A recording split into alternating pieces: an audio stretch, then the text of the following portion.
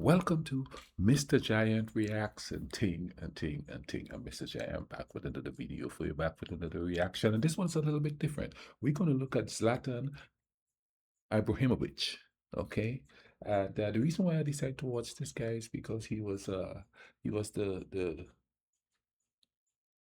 child of immigrants, which I understand, and a lot of the people in the Balkans understand, because that's the way things are when you live in a country that has the economic stress. You migrate. His parents were Bosnian and Croatian, but he played for the Swedish team, which happens a lot. There's a lot of Grenadians that are playing for other countries. Uh, uh, Even Slovenia, Maureen Ortley, I think, she ran for them. She became a citizen there and ran for them. Also, sort of a different. He was a child of immigrants to Sweden. So, you know what I mean? The heritage is there. Let's go ahead and check this out. I think he was a polarizing figure in football. And I watched some of his games. Intense guy. I wouldn't mind hearing his story, and I hope you don't either. Let's go ahead and YouTube and simmer and check out this guy's story here. You know what I mean? Let's keep in mind his heritage and thing. Let's see what the vibe is. They said every player has a master, a coach to shape him, a system to contain him. But Zlatan Ibrahimović was born uncoachable. You want to play with fire, I'll bring you fire, but I will burn you. Forged in chaos, raised on hunger, and built on pure defiance. He was football's wild experiment. Standing 6'5", Zlatan was a giant, but his ego was even bigger. Shithousery,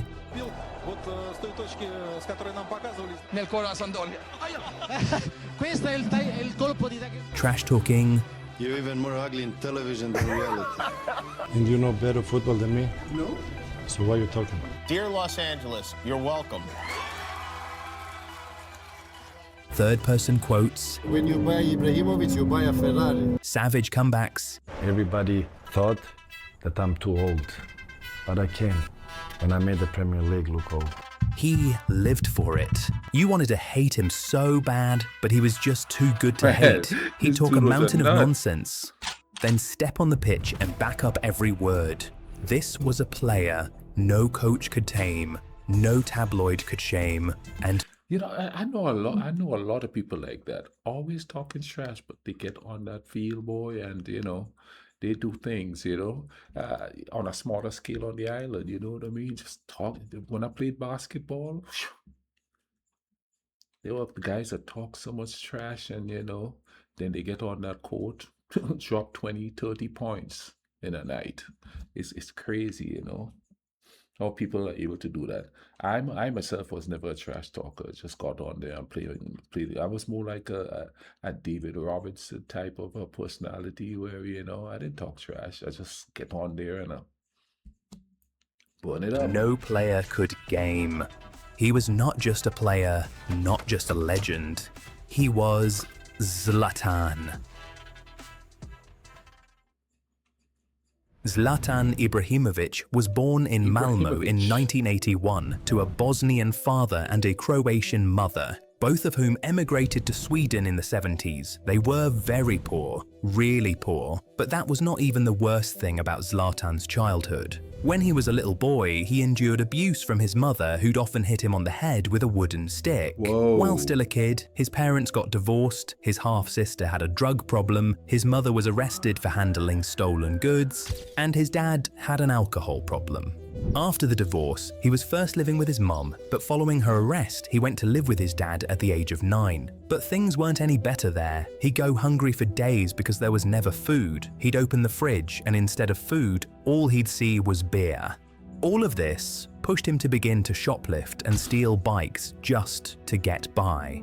An upbringing this tough-shaped Zlatan to be a really tough kid. He learned to fight as a means of survival, and he channeled his rage into becoming the best at the one thing he truly loved and cared about: football. But even football was super Whoa, that was kind of intense.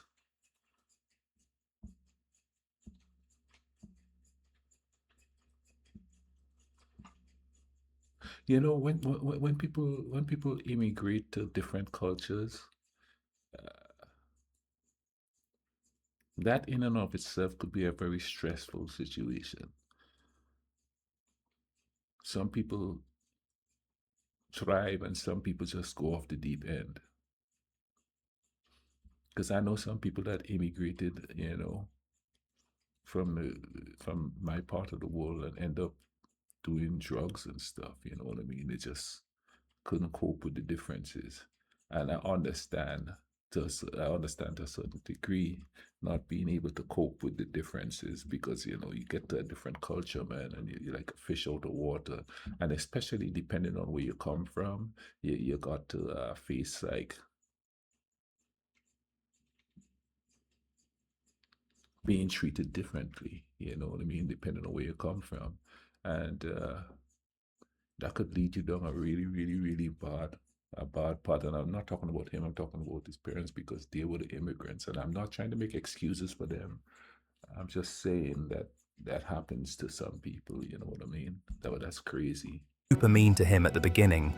See, Zlatan began kicking a ball around at 6, and when he was 13, he moved to Malmo FF. But at 15, he was already done and wanted to quit, favouring a job at the docks instead. But his youth coach convinced him not to quit. And well, the entire world of football owes that man a big thank you, because what that moment produced was something we had never seen before. After that talk with his manager, Zlatan kept his head down and worked his way up to the Malmo first team at the age of 18. But even then, things still weren't good for him. He suffered relegation from the top flight in his first season as a professional footballer, a horrible experience for him.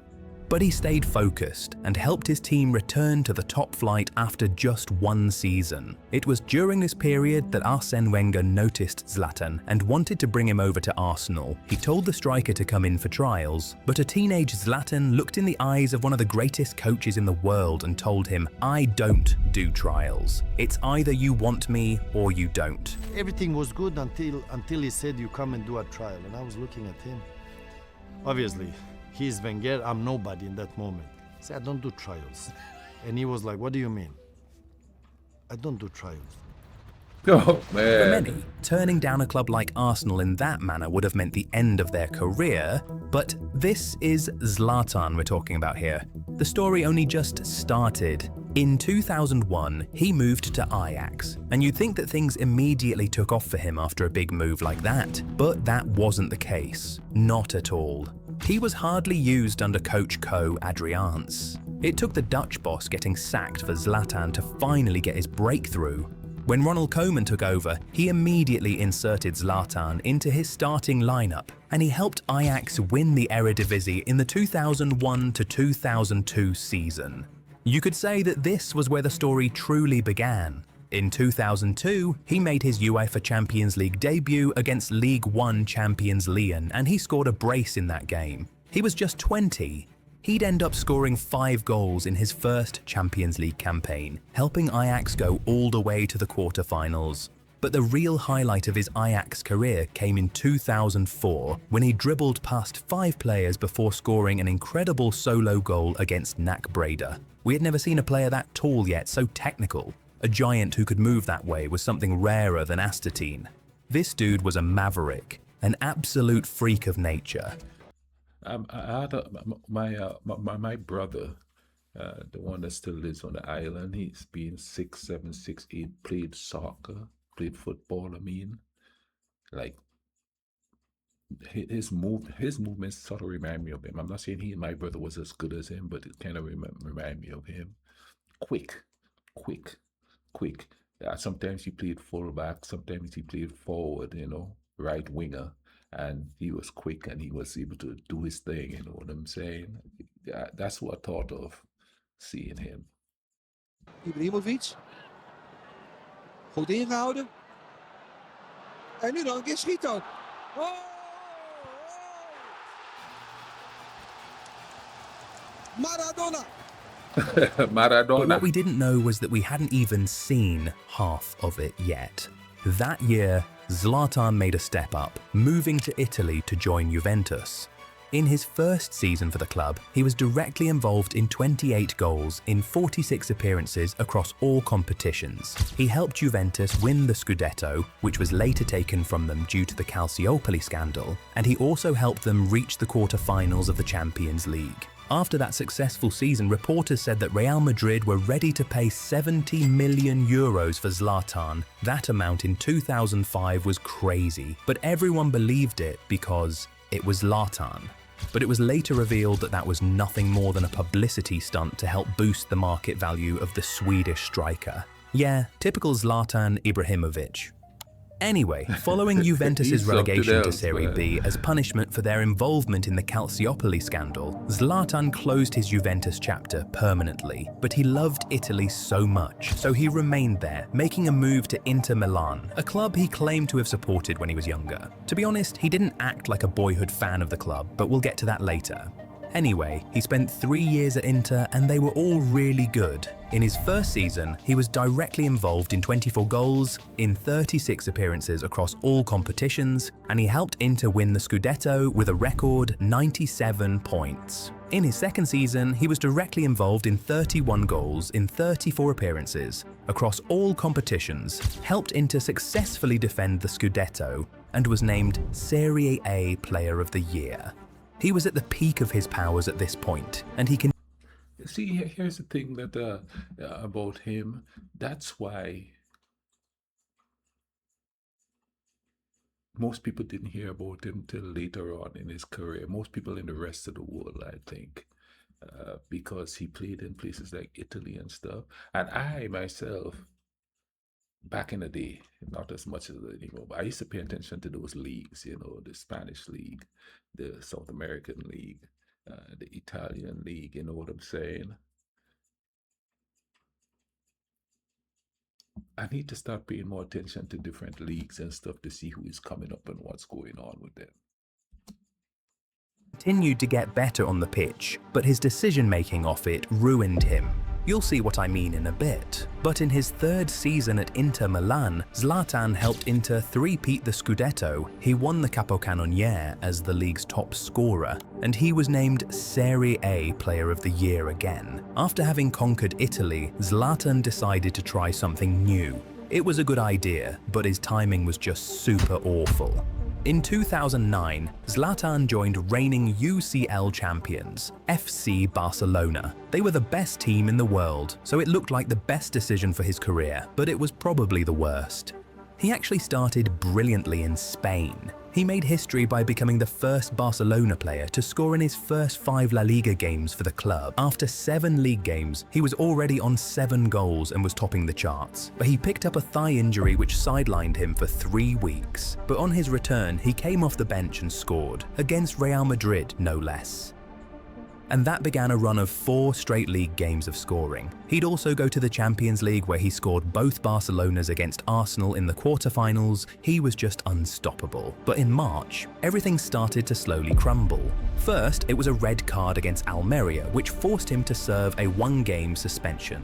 He returned and scored in 3 straight league games. But then, during warm-up ahead of a game against Athletic Club, he picked up another injury.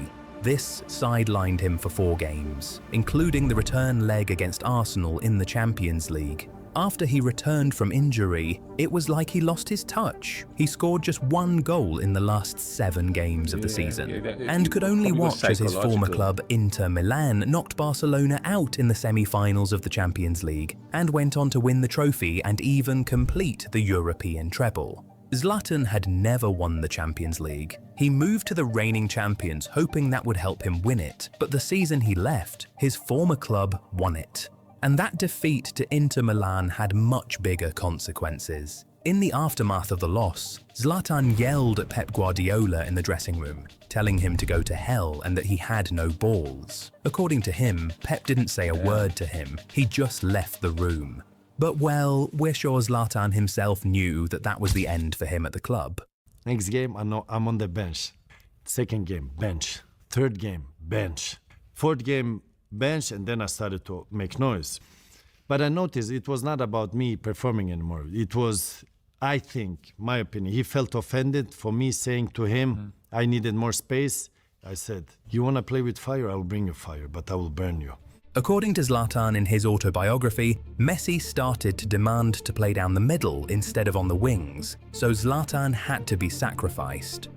All these factors meant an early exit for Ibrahimović. So that summer, this same dude who claimed to be a childhood Inter fan moved to AC Milan on loan. Upon signing, he said he made that move to win the Champions League with Milan. Well, not to spoil the story for you or anything, but he never did that. In fact, the season he left Barcelona, the Catalan Giants went on to win the Champions League once again. So, to break it down for you, the season before he joined Barcelona, they won the Champions League. Then he left Inter to join Barcelona, and that season, Inter won the Champions League. He then left Barcelona to join Milan, and then Barcelona won the Champions League. Mind you, Milan themselves had won the Champions League just 3 years before he joined the club. That trophy just didn't want anything to do with Zlatan. But all the other trophies? Yeah, he was stacking them up like infinity stones. He won the Scudetto and the Golden Boot with Milan, and then he moved to France to join PSG in 2012, becoming the club's first big signing under the new ownership, Qatar Sports Investment. That season was incredible. He became the first player to score for 6 different clubs in the Champions League, finished as Champions League top assist provider and League One top scorer. He also became the first player to hit 30 goals in a single League One season in 23 years, was named League One Player of the Season, and ultimately helped PSG win the league title for the first time in 19 years. He was the one who began this current PSG dynasty. He left in 2016 as the club's all-time highest goal scorer and having won 12 trophies. Now, bear in mind at this point, he was 34 years old, so when he was set to leave France, everyone said should be looking to retire soon. When was linked with a move to the Premier League, everyone said he was too old. Listen, man, people like him, you can't rule them out, you know. Oh, he's too old. No, if he decides he's going to do something, he's going to do it. With the type of upbringing and stuff that he have, where he had to do stuff to persevere, you cannot. You cannot rule out people like that, you know. They're gonna make you look stupid. That's just it. You know what I mean? Somebody with a more easier upbringing, they might say, yeah, they're probably gonna retire and chill, but you know, my man, no. For such a tough and physically demanding league. Well, in his own words, he made the Premier League look old. Everybody thought that I'm too old, but I came and I made the Premier League look old. Zlatan moved to Man United in 2016 and absolutely cooked. He scored 17 goals in 28 Premier League appearances to become the oldest player to score at least 15 goals in a single season in the league. That season, he was so good that he was nominated for the PFA Player of the Year award. He was directly involved in 38 goals in 46 appearances across all competitions, helping United win the Community Shield, the EFL Cup, and the Europa League, the club's last European trophy till date. That as well was Zlatan's first and only piece of European silverware in his entire career. He'd later become the first player to represent 7 different clubs in the Champions League when he played in it for United in 2017. Shame he never got to win it. Anyway, after a brief but successful stint in England, he moved to the MLS to join LA Galaxy at the age of 36. How did he announce himself to the US? This dude took a full page in the LA Times, and all it said was, "Dear Los Angeles, you're welcome." What a guy. But if you think that explains his ego and arrogance, you haven't seen anything yet. A whole chapter dedicated to that is coming. Anyway, his time in the US was excellent. He absolutely dominated the league with all sorts of amazing goals. Considering his age, everyone thought he'd retire in the US, but he didn't. When he had had enough of the Hollywood experience, he returned to Europe to rejoin Milan at the age of 38. Would he survive at the highest level at that age? You bet he would. See, Milan hadn't won the Scudetto since he helped them win it in 2011. He returned and helped them win it once again. While he was there, he reached 300 career goals in Europe's top 5 leagues, becoming the first person in the 21st century not named Ronaldo or Messi to achieve that feat. He'd finally say goodbye to the sport in 2023, but he made sure not to leave before sealing one last record, becoming the oldest player to score a goal in the history of the Serie A, doing so at the age of 41 years and 166 days. This was some real fine wine. At 40, Ronaldo is in Saudi Arabia. At 38, Messi is in the United States. But at 41, Zlatan Ibrahimović was playing and winning the league in Italy. He was just a different animal, but what made him truly different from any player we had ever witnessed was his attitude. The things Zlatan did and said during his career made people fear and revere him. I mean, who even wants to mess with a Taekwondo black belt anyway? In 2004, he infamously injured his Ajax teammate Rafael van der Vaart during an international friendly. The Dutchman publicly accused Zlatan of trying to intentionally hurt him. National game against Sweden. Yeah. And he kicked me on the ankle. It was really bad. You can see it on YouTube. And I was lying there, crying almost. And then I looked at him, and he was my teammate, Ajax. Yeah. He was just walking away. And after the game, I went mad. In the press, I said he did it on purpose. I thought it was okay. Yeah. And then he went totally on me and screaming. I screamed back. And then 2 days later, he left for Juventus. And in response, Zlatan threatened to break both his legs. Also at Ajax, the Swede reportedly punched his own teammate Mido in the dressing room. But to the fair, as the story goes, the Egyptian had thrown a pair of scissors at him. But one day, Zlatan met his match. He and his Milan teammate Oguchi Onyewu got into a brawl during training, and Zlatan left with a broken rib. He came at me, and he describes you as a heavyweight boxer, championship boxer coming at him. And then he describes the moments. I believe he said he headbutted you, and then there was a scuffle, and you guys are on the ground, and then everybody comes on top. He said he suffered broken ribs. What do you remember about that training session? Well, I remember everything. I remember everything about that training session. In his book or his accounts, there are some truths, there are some lies. Let me just ask you, is it true that you broke his ribs? Ask him. It's his ribs. He said he did. He said his ribs were broken. After that encounter, Zlatan decided to stop attacking his teammates and leave his violence for just his opponents. That season, he made a really crazy tackle on Materazzi, which sent him to the hospital. And he came out to say it was completely intentional, explaining that it was revenge for what the Italian had done to him 4 years prior. That same season, he punched Marco Rossi in the stomach during a Serie A game and was banned for 3 games for it. The following year, he received another 3-game ban for slapping Salvatore Aronica.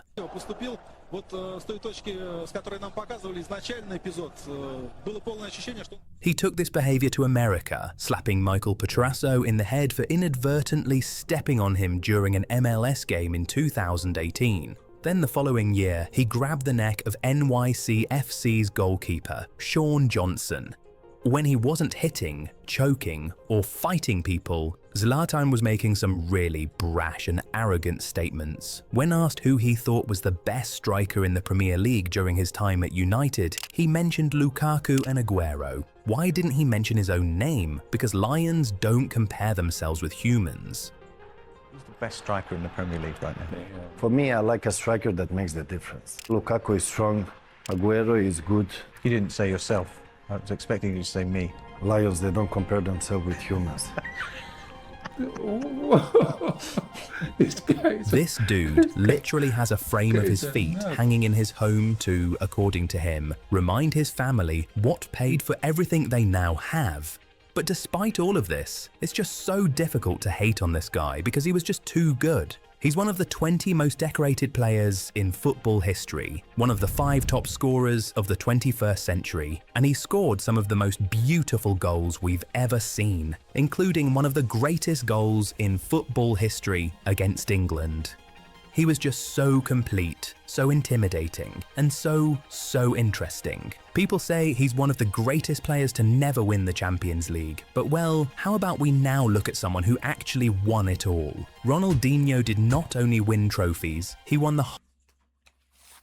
Wow, that was quite an interesting story there.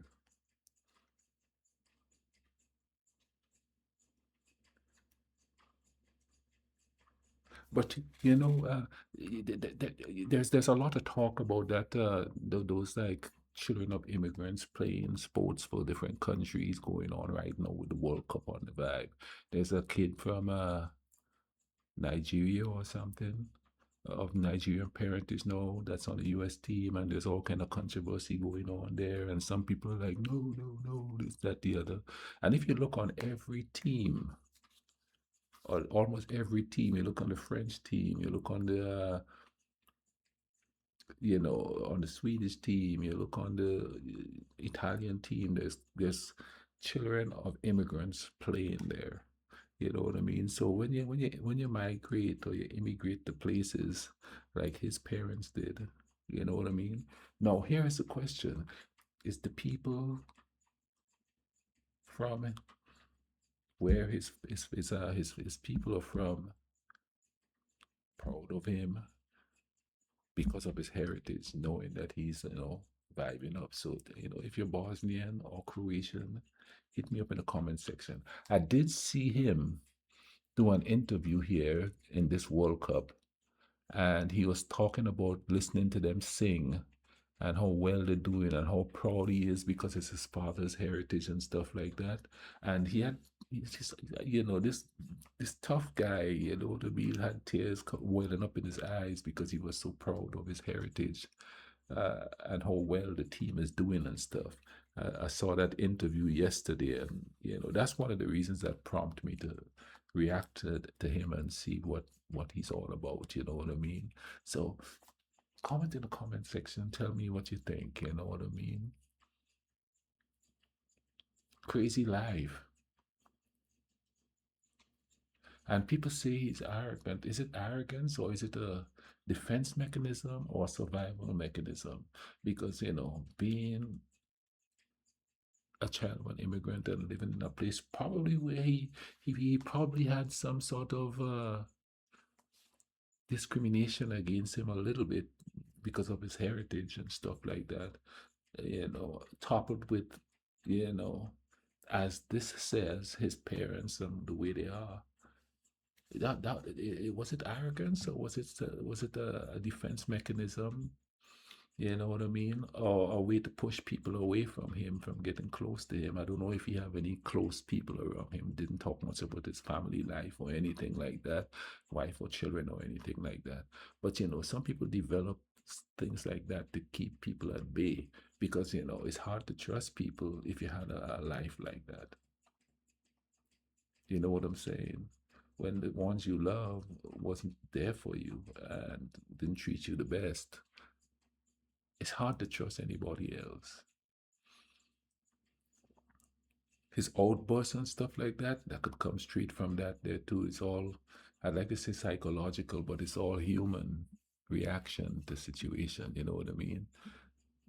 The fact that he keeps saying he's the best and he's above is another thing to say. It could stem from where you come from. You know what I mean? You have to think you're the best in order to get out of situations that you're in. And for some people, it's tenfold. They portray tenfold because that's how they know to survive. And I'm not making excuses for the stuff that he did or anything like that. But you know what I'm saying? We got to look at both sides. I tend to look at both sides. I mean, as far as I could tell, he didn't do anything criminal, so. But I hope you guys enjoyed this documentary. If you did, drop a like on the video, comment down below, let me know what you think. People, tell me what the vibe is in the comment section. In the meantime, y'all take care of each other. Let's try to bring some peace to the world, okay?